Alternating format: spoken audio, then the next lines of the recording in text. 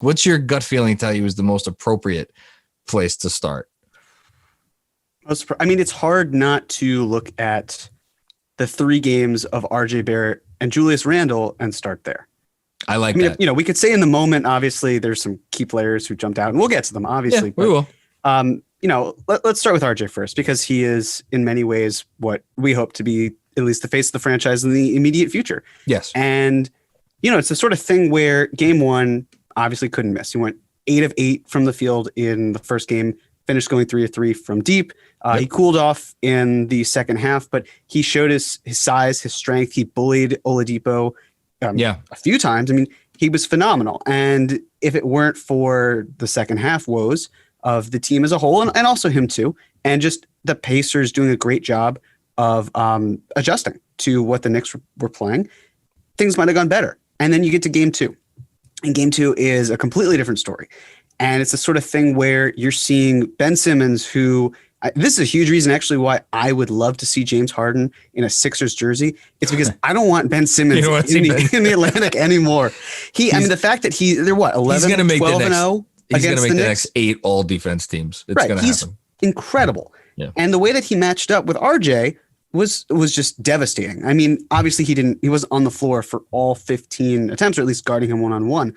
But the way he was able to manipulate RJ and create so many bad shots, it just wasn't his night. But RJ was able to do other things, which is great. He didn't let it get to him. Right. He still played hard defense. He was still trying to make the right play. Mm-hmm. I thought other than like 2 or 3 of those shots, I didn't think they were forced. Right.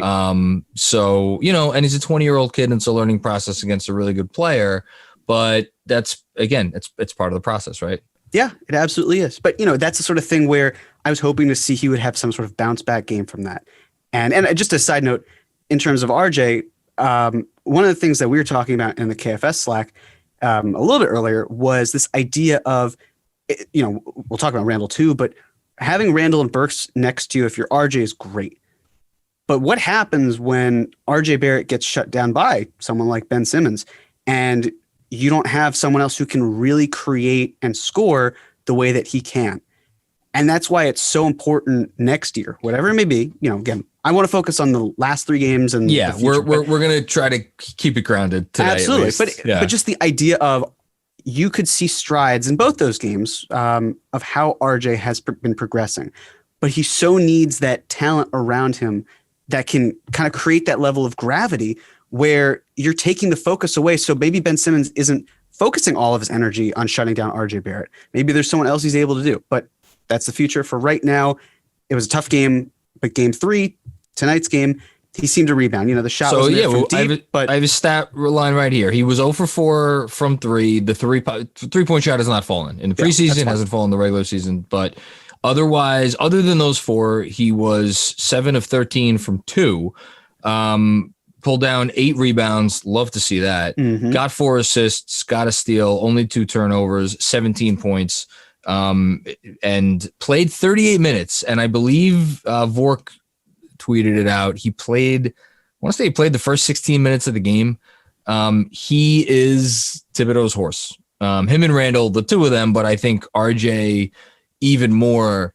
And what I don't want to get too crazy about this because we also saw Andrew Wiggins lead the league in minutes under Thibodeau, and I don't think Tibbs thought that he Wiggins was exactly helping him win. I think he felt that it was a necessity.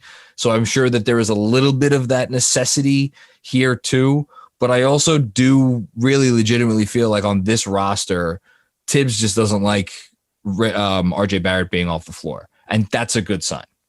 Yeah, absolutely. I mean, I'm sure that some people will quietly question the idea of why the starters were still on the floor in the last few minutes or so of the game when Milwaukee threw in the towel. At this point, look, with that. Right. Sure. Would it have been nice to see other players? Okay, that's fine. But then you also get into the territory of what happens if, say, like a 20-point lead gets quickly cut down to 12, and then you got to bring them out. Anyway, just clinch the game, and he took them out. It worked out nicely. So for RG, it's promising.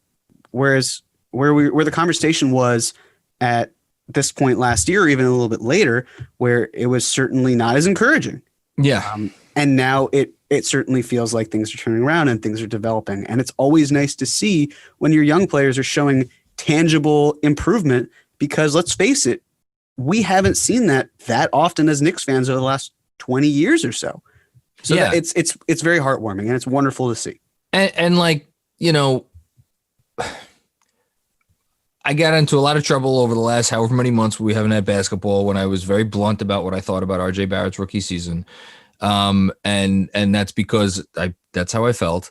But you take the work ethic and you take the talent that is there. He does have talent. Just, you know, I think there's I guess I almost feel the need to push back against people that think he is going to be this like transcendent player. Again, that's not RJ Barrett. What he can be is what we're seeing, and it's only year 2, and it's going to be even better in year 3 and year 4 and year 5. Just a guy that could do a lot of different stuff, even if he's never going to be the best player on the floor for a good team. What I love about what you said with Randle about the gravity is like, look, the storyline for the first 3 games is going to be that Tom Thibodeau has helped Julius Randle turn over a new leaf, right?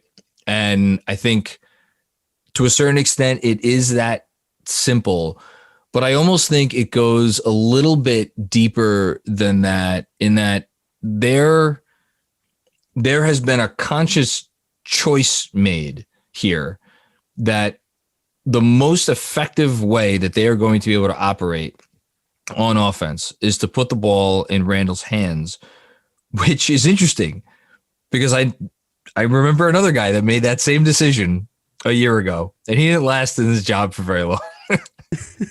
Right? He did not last his job for very long. And if you go back and you watch those early games and you go back and watch these games, like, is that just Tibbs convincing Randle? No, I think it's a little bit more than that. I think it's actually like what you opened the show with, talking about just like there's more sophisticated schemes being run on offense. There's guys moving around with a purpose. It's not like it's not like 4 guys running around with the, as chickens with their heads cut off around Julius Randle with the ball, where he feels the need to do all the stupid shit he did last year. So I do think it goes a little bit deeper.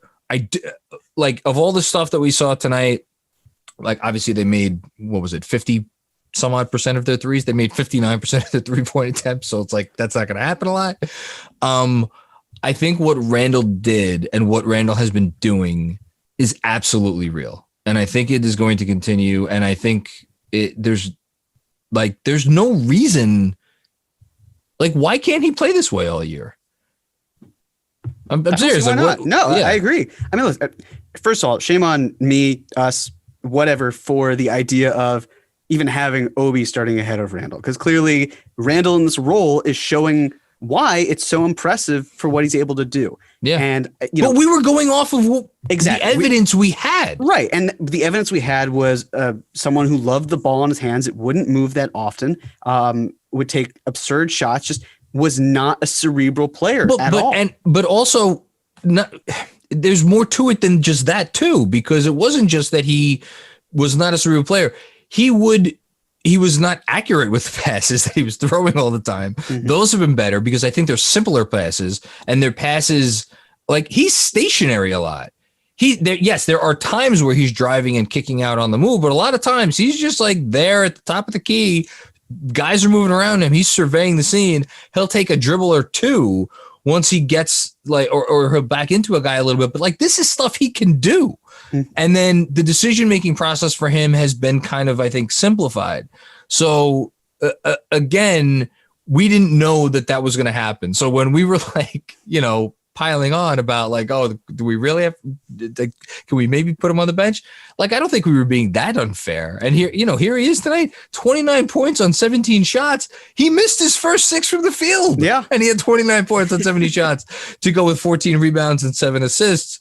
And was 3 of 5 from deep, as per Tommy Beer, first player in Knicks history to accomplish that stat line. So good job by you. Yeah, I love it. And I think we've just described the basis of the Knicks offense this year. And we're not getting ahead of ourselves. We're not talking about who they might trade at the deadline or this and that. But if that's the basis of the Knicks offense, where do we go from there? Because that's where we get into the things that we were going to be yelling and screaming about on this particular podcast that we're not going to yell and scream about right now because there's really no reason to, but they still exist. The fact is with Randle too, Tibbs is the best head coach that he's had his entire NBA career. You know, going back to Kentucky, he had Calipari, who was a renowned head coach, but now he also has Kenny Payne.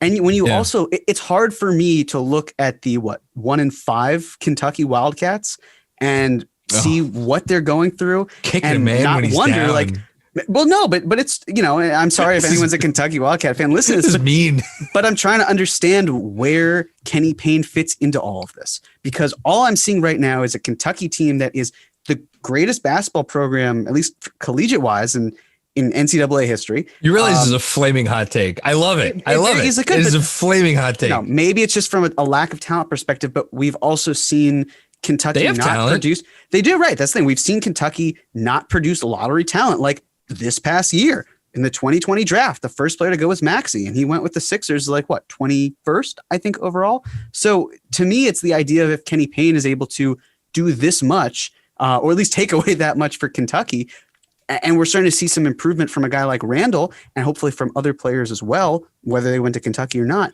That's something to be said.